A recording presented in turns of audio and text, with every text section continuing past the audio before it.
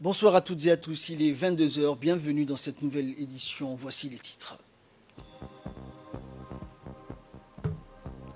Le ministère de l'Éducation nationale a organisé ce week-end une sortie en l'honneur des bacheliers de l'école d'excellence.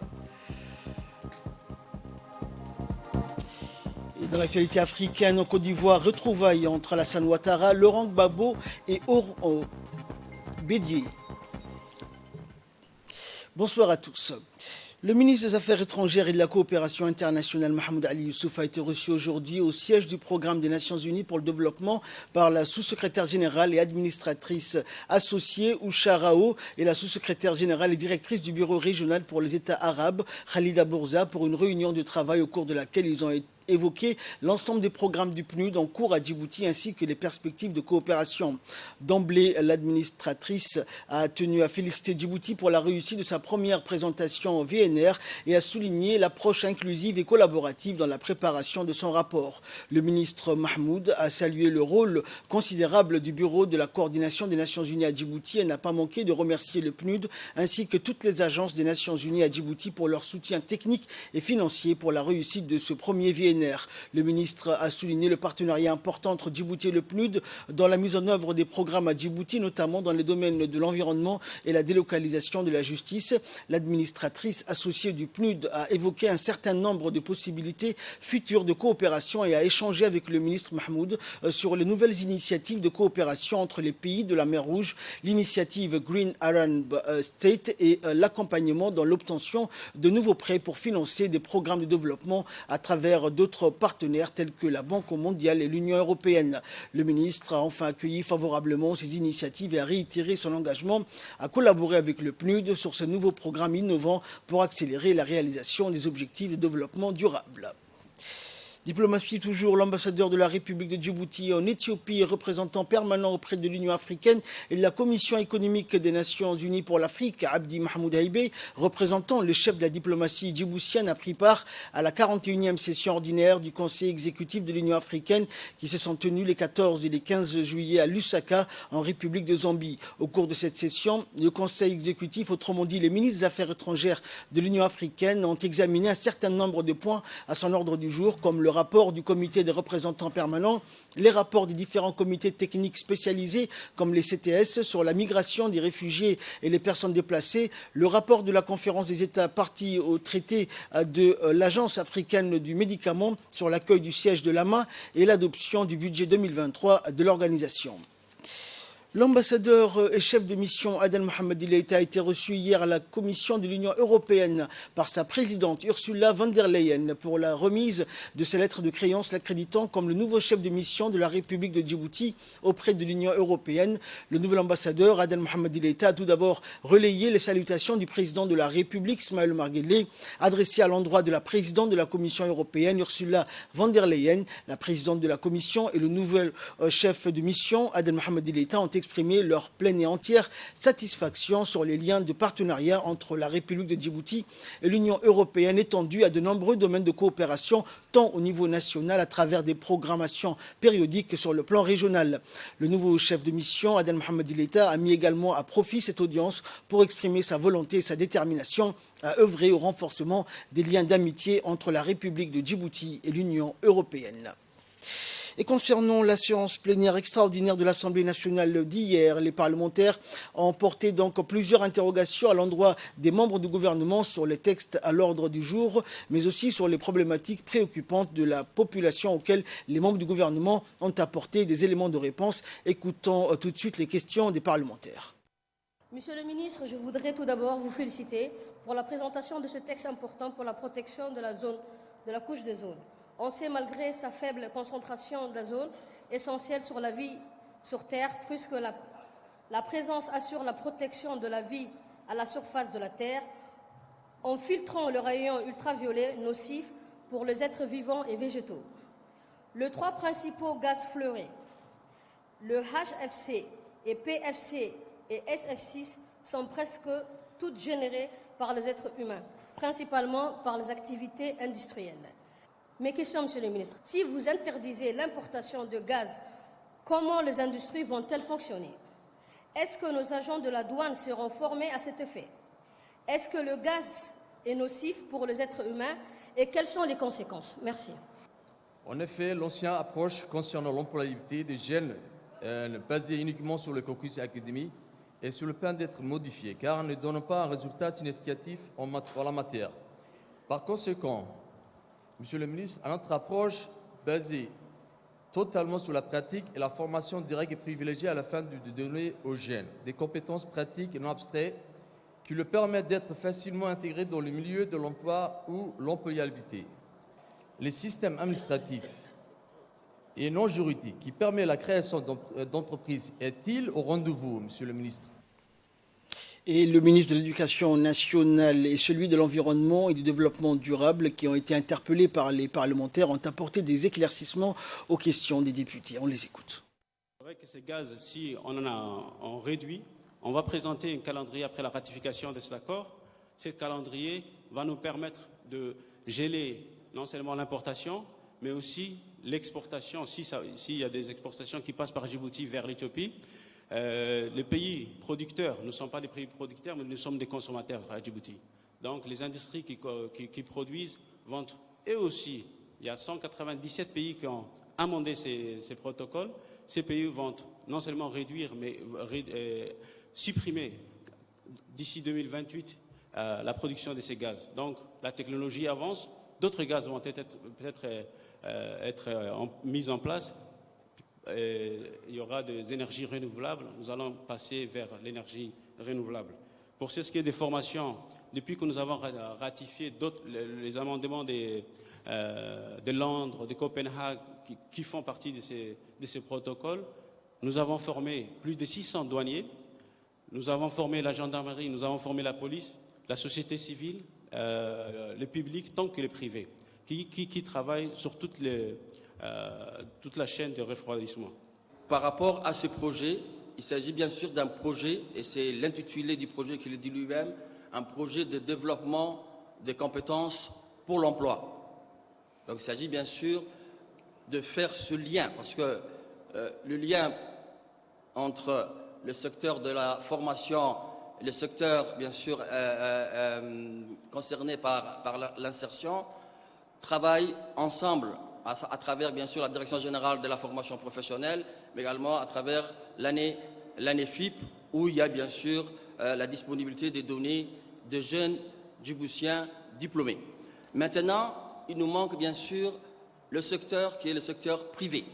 Et justement, ce projet va permettre de faire le lien entre donc, le secteur de formation, le secteur de l'insertion professionnelle, mais également le secteur privé, qui doivent bien sûr, dans le cadre de la gouvernance, on parle de bien sûr, là où est aujourd'hui le problème, ce n'est pas parce que les compétences ne sont pas disponibles. Oui, nous avons des Djiboutiens qui ont un certain nombre de compétences. Oui, les besoins également y est au niveau du marché du travail.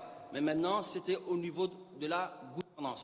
Et ce projet va nous permettre justement de mieux collaborer, de mieux gouverner la formation professionnelle en mettant en place notamment, bien sûr, une commission qui va, une commission de réflexion, une commission qui va permettre, représentée par tous les acteurs de la formation professionnelle, qui vont permettre, bien sûr, de tracer les grandes lignes, le cadre justement de l'employabilité de nos jeunes.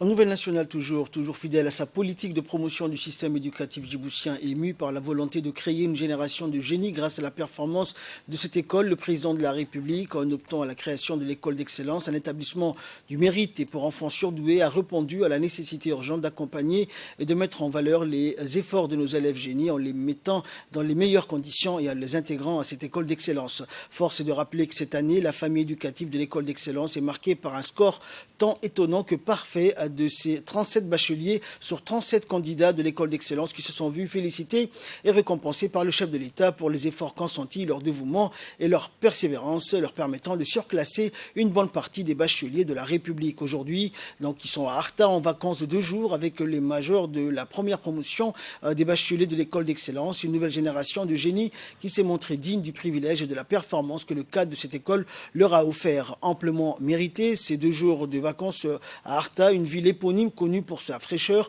les jeunes bacheliers ont su profiter au maximum de leur séjour et se sont bien entendu détendus en se lançant dans moult activités sportives de leur choix dans le fameux hôtel Sunny Hill Center. Des moments de joie intense pour ces jeunes qui sont en nul doute savourés chaque instant passé entre camarades. En fait, il y a 5 ans, pendant ces cinq dernières années, on faisait que travailler avec... c'était vraiment de dur labeur qu'on travaillait. Et le président lui-même, il a permis de nous déstresser et d'encore nous motiver pour notre futur avenir qui va se passer, qui va se passer prochainement, donc 2 années de prépa. Donc aujourd'hui, il nous a permis de venir à Arta, une ville qui est fraîche et dont il y a tout dans un hôtel qui est très, très bien étoilé, on va dire. Et également, maintenant, on est en train de se déstresser et ça nous motive encore plus à travailler, à continuer. Et voilà, quoi, c'est formidable d'être ici, surtout lorsque c'est le président lui-même qui nous a permis d'avoir cette occasion. Le ministre de l'Enseignement supérieur et de la Recherche, Dr Nabil Mohamed, a reçu ce mercredi dans son cabinet une délégation de l'université technique turque Yildiz, conduite par le responsable de la faculté maritime de l'université, également présent le président de l'université de Djibouti, Dr Jamar Mohamed Hassan. Et dans le cadre d'une visite de travail, la délégation turque a remercié le ministre de l'Enseignement supérieur pour l'accueil. Les discussions ont été portées sur la coopération entre Djibouti et la Turquie, notamment dans le domaine de l'enseignement supérieur et de la recherche.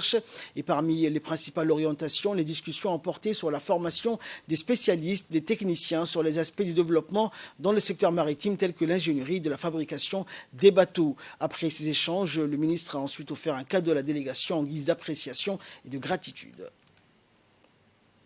Écoutons pour plus de précisions le ministre de l'Enseignement supérieur et de la Recherche. Je voudrais d'abord remercier la délégation de Yildiz University qui vient de la Turquie.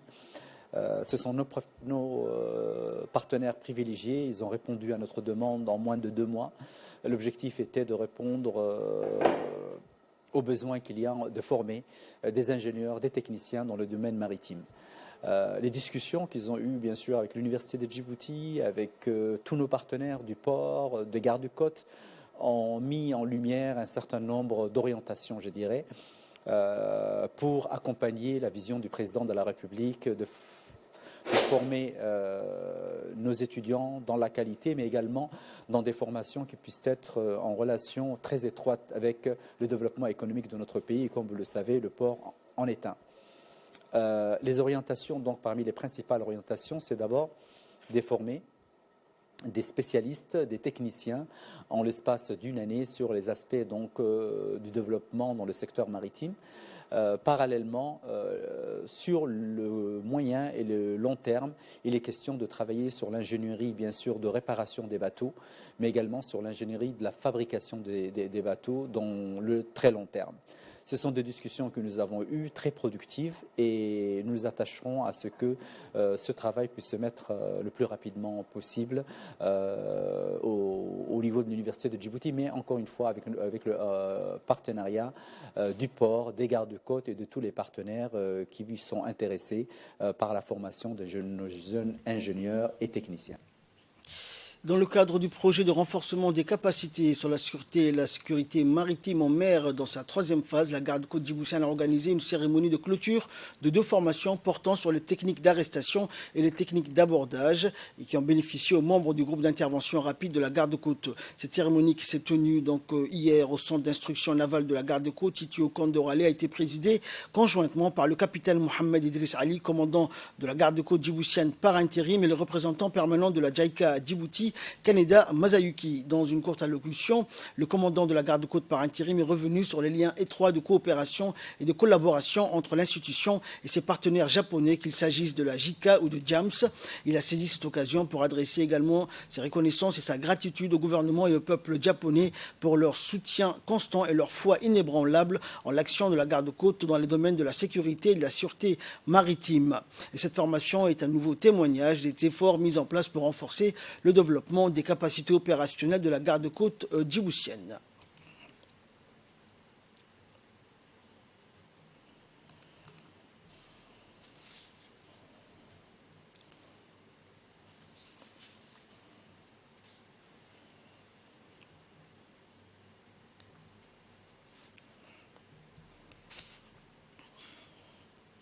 Le mouvement des jeunes unis et indivisibles a organisé hier au Sheraton un atelier de renforcement des capacités des jeunes sur les techniques de leadership, mentorat et plaidoyer. L'atelier a rassemblé 70 participants provenant des différentes communes et régions de l'intérieur. Cet atelier visait à renforcer l'esprit de citoyenneté des jeunes et renforcer également les capacités en technique de leadership, de mentorat et plaidoyer afin de les sensibiliser à renforcer leur rôle actif dans le processus de préservation de la paix. Cette formation a permis aux participants de développer un plan de communication bien ciblé et d'améliorer leurs connaissances sur les outils et les stratégies pour un leadership et un plaidoyer réussi et ses étapes. Et lors de la session, le président du mouvement Unis Indivisible, Ahmed Mougola, a expliqué que la jeunesse est un potentiel humain essentiel et important pour le développement et l'avenir de notre pays.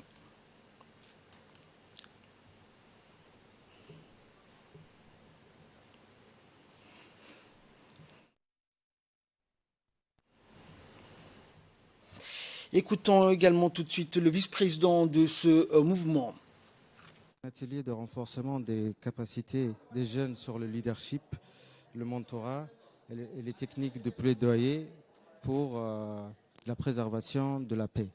Nous avons aussi aujourd'hui avec nous toutes les organisations de la jeunesse de toute la République sont venues des régions, des communes, de la capitale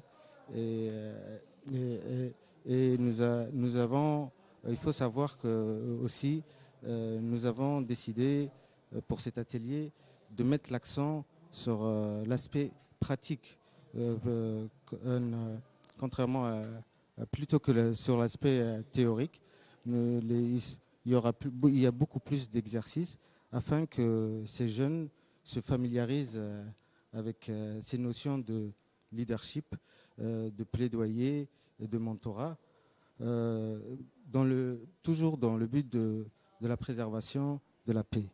Ils pourront ainsi agir dans leurs quartiers respectifs, dans leurs communes respectives et dans leurs régions en cas de conflit social pour calmer ces tensions de par leur leadership, de par leur mentorat et leur technique de plaidoyer. Et pour clore l'actualité nationale, la journée de la démocratie et de l'unité nationale en Turquie a été célébrée aujourd'hui à la chancellerie de Turquie, présidée par l'ambassadeur turc Salim Levent Sayınkaya. 6 années se sont écoulées depuis la tentative du coup d'État raté du 15 juillet 2016, perpétrée par l'organisation FETÖ contre le gouvernement turc et le peuple turc. Cette nuit-là, 251 personnes sont tombées en martyrs et plus de 2000 personnes ont été blessées. Cette journée a été décrétée par la Turquie, journée de démocratie et de l'unité nationale. Et c'est dans cette optique que l'ambassadeur de la Turquie à Djibouti a organisé cette réception à la chancellerie, invitant ainsi les amis de la Turquie, comme les associations, des hommes d'affaires et la société civile qui ont pris part à cette journée. Et la journée donc de commémoration annuelle de la tentative du coup d'État déjoué a été menée par les membres de l'organisation terroriste FETÖ. L'ambassadeur turc accrédité à Djibouti a rendu hommage aux martyrs qui sont tombés en défendant leur nation, leur dignité et leur démocratie. Et selon l'ambassadeur toujours, la lutte de la Turquie contre cette organisation continue à travers le monde et dans le pays. Beaucoup d'avancées ont été faites dans le respect du droit pour la contrecarrer, a-t-il confié. Nous l'écoutons. Une tentative de coup d'État a eu lieu le 15 juillet 2016 pour renverser le gouvernement de la République de Turquie. Ce coup d'État a été déjoué par une résistance collective du peuple turc. Cette tentative avait été planifiée et perpétrée par l'organisation terroriste Fethullah, dont l'abréviation est FETÖ. Le coup a été planifié par les dirigeants de FETÖ et mené par des membres de l'organisation qui avaient infiltré l'armée pendant de longues années. Ils ont réalisé le coup d'État en désobéissant à la chaîne de commandement des forces armées. Cet acte est l'attentat terroriste le plus meurtrier que la Turquie ait jamais connu. Notre Assemblée nationale, le président, le complexe présidentiel, le bâtiment de l'Organisation nationale de renseignement, le siège de la police et nos postes de police ont été bombardés par des avions, des hélicoptères et de l'armée. Des chars d'assaut ont abattu des civils innocents dans les rues. Des hélicoptères ont ouvert le feu sur la foule. Cette nuit-là, 251 citoyens turcs sont tombés martyrs et plus de 2000 personnes ont été blessées en Turquie. Le peuple turc qui s'est opposé à cette horrible menace a démontré au monde avec une ferveur et un courage exemplaires qu'il ne reconnaissait aucun pouvoir au-dessus de la volonté du peuple et qu'il était prêt à sacrifier sa vie afin de protéger son État et son système démocratique. Le gouvernement de Turquie a décrété le jour de 15 juillet comme une fête nationale nommée Journée nationale de la démocratie et de l'unité nationale. Et nos efforts visant à éradiquer complètement les structures de veto à l'étranger aussi constituent un combat à long terme. Et le gouvernement turc maintiendra résolument ses efforts à cet effet dans le futur aussi. Et enfin, nouvelle du monde, en Côte d'Ivoire, retrouvailles entre Ouattara, Gbagbo et Bédié. Le président ivoirien Alassane Ouattara a reçu hier ses deux prédécesseurs, Laurent Gbagbo et Henri Konan Bédié, une rencontre de retrouvailles entre les trois hommes qui n'avaient pas été réunis depuis la grave crise post-électorale de 2010-2011, signe de l'apaisement du climat politique. Et c'est dans une ambiance chaleureuse. Le président Ouattara a accueilli Gbagbo et Bédié, avec lesquels il s'est entretenu pendant un peu plus d'une heure. Et ils n'ont pas davantage communiqué sur la tenue de leurs échanges. L'idée d'une rencontre entre les trois hommes était l'une des recommandations du dialogue politique entre pouvoir et opposition qui s'est tenu au début d'année pour apaiser le climat politique en Côte d'Ivoire. Le pays a connu ces dernières années plusieurs crises politiques impliquant ces trois hommes qui occupent le devant de la scène depuis des décennies et c'est la première fois qu'ils étaient tous les trois réunis depuis la crise de 2010-2011. Fin de ce journal. Merci de l'avoir suivi. Excellente soirée sur Télé Djibouti.